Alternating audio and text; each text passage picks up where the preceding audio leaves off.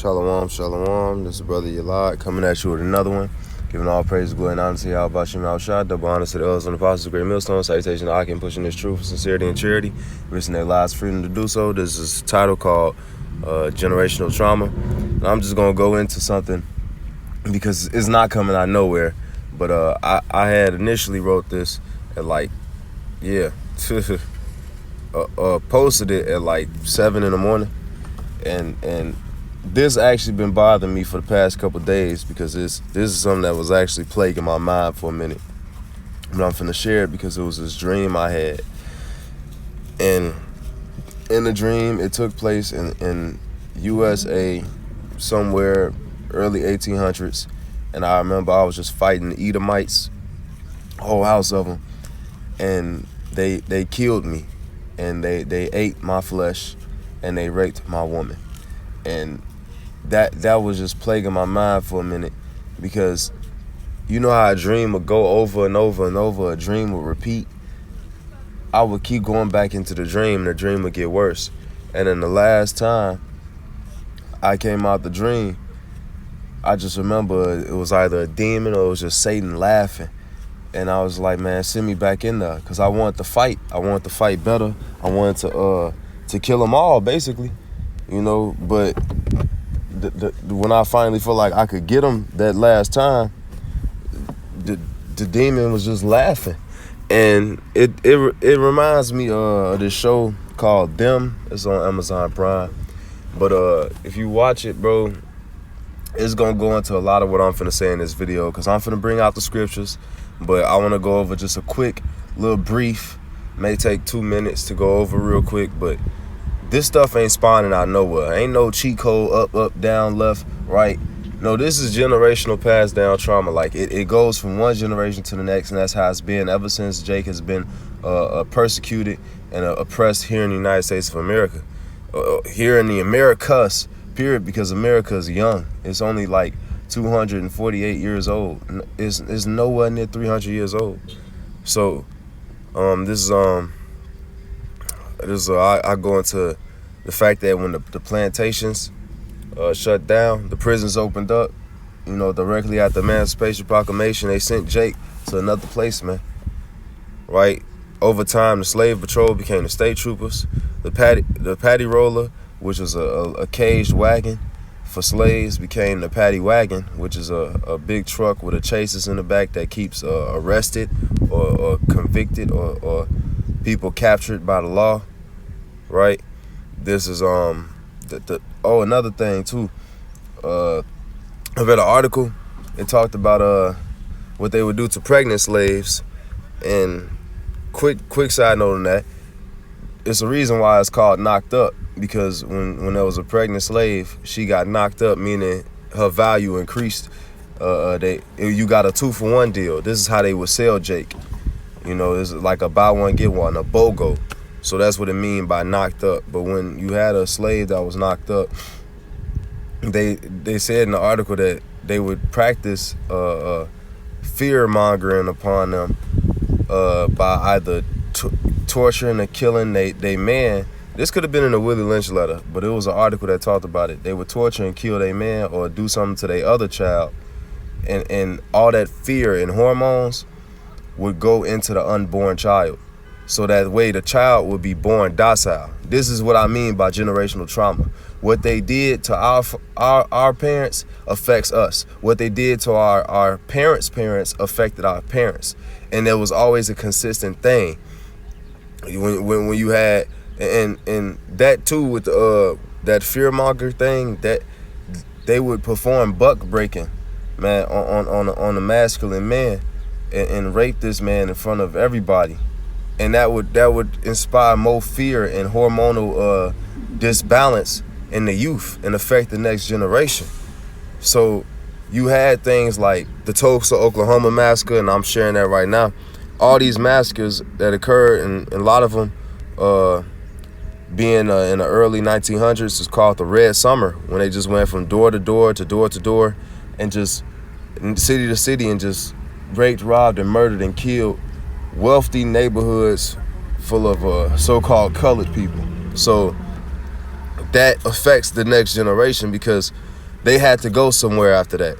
And when they tried to go live a better life, and that's why I mentioned that show Them, the first family in Compton, the first black family in Compton was not treated well.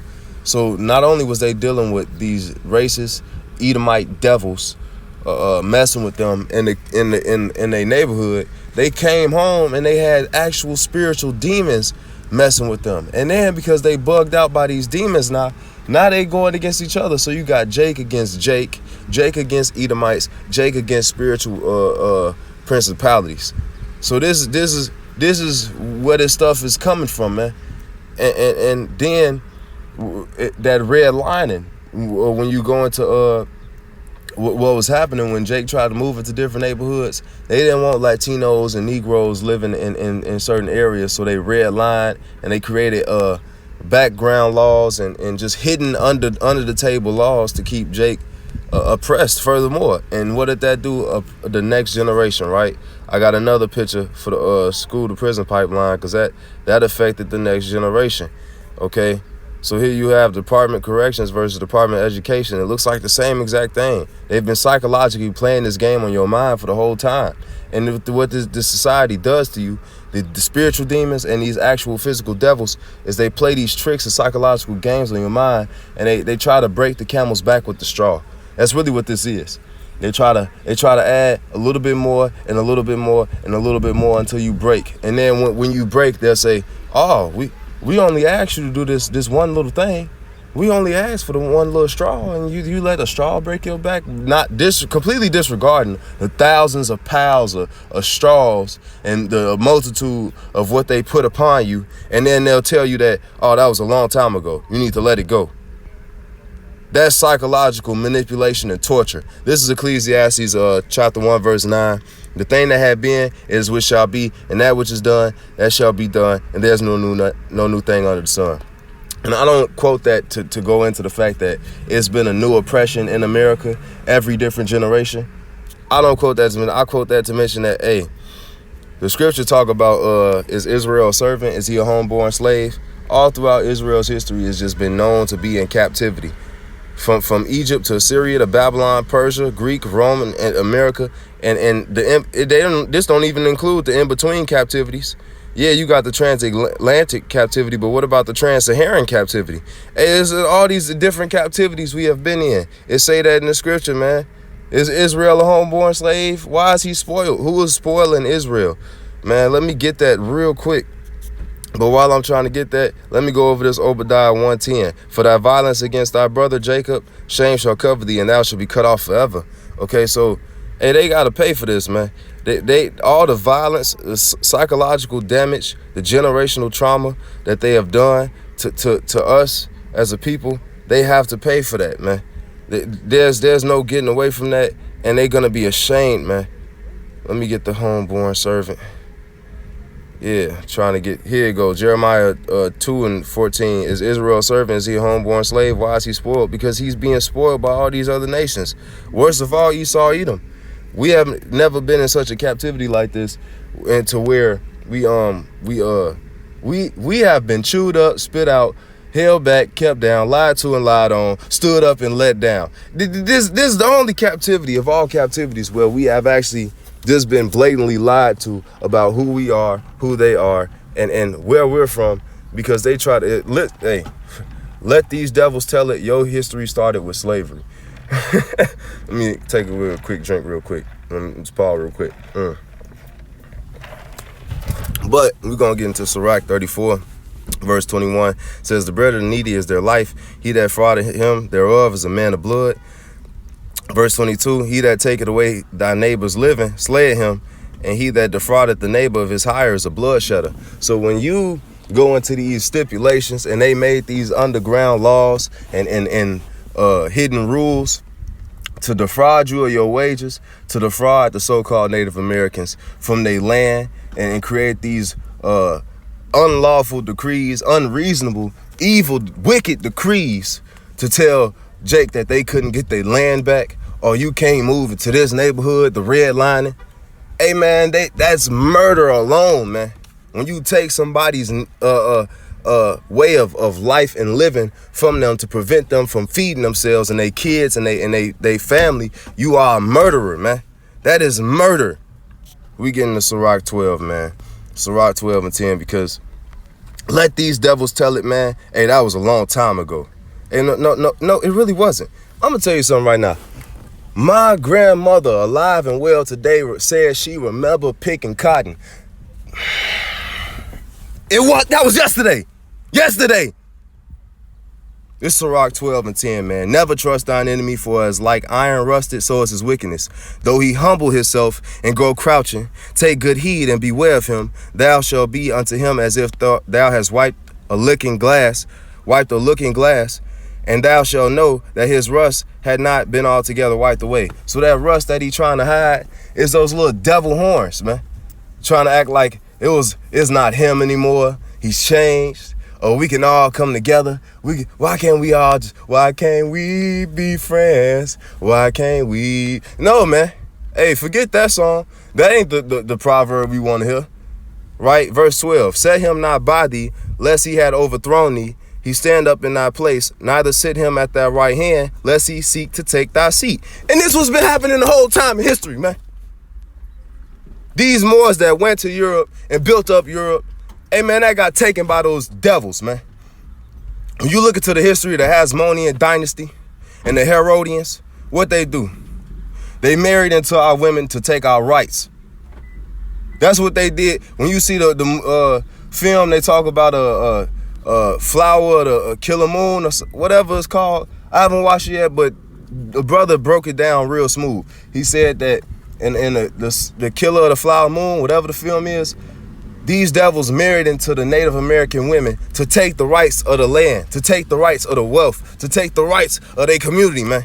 Don't set these devils by you, man. You never trust these devils, man. It says, lest he seek to take thy seat, and thou last remember my words and be pricked therewith. Who will pity a charmer that is bitten with a serpent, or any such come nigh with wild beasts? Hey, man, this man's like a wild beast, man. And Job, he said, I never set this man amongst the flock of my dogs, man. He's a wild man. He's the serpent, man. We not going to pity you if you fall for this, because we've been telling you, man. Don't trust this devil, man. And still you 2/3 ninjas going to be caught up in that fire, trying to hold hands with Esau Edom, the so-called white man. I'm going to bring out some more stuff to really think about, ponder real quick. And this is something I'm gonna read this real quick. It says 69 black boys were padlocked into their dormitory at school, and it was set on fire. The year was 1959. The place was Riceville, Arkansas. Hey, man, time travels so quickly, man. The days are shortened for the elect's sake. They say life is short. So this is 1959, bro. This was a few hours ago. When you really think about time differentiation, this was a few hours ago. Right, it says in Louisiana, black women were put in cells with male prisoners, and some became pregnant. All children born to the penitentiary, in the penitentiary to blacks were property of the state. At 10 years, they would be auctioned off, and the proceeds were used to fund schools for white children. Generational trauma. From one generation to another, it just kept going on and on and on. And with that, I want to give all praise, glory, and honor to Yahweh Bashim Yahushua.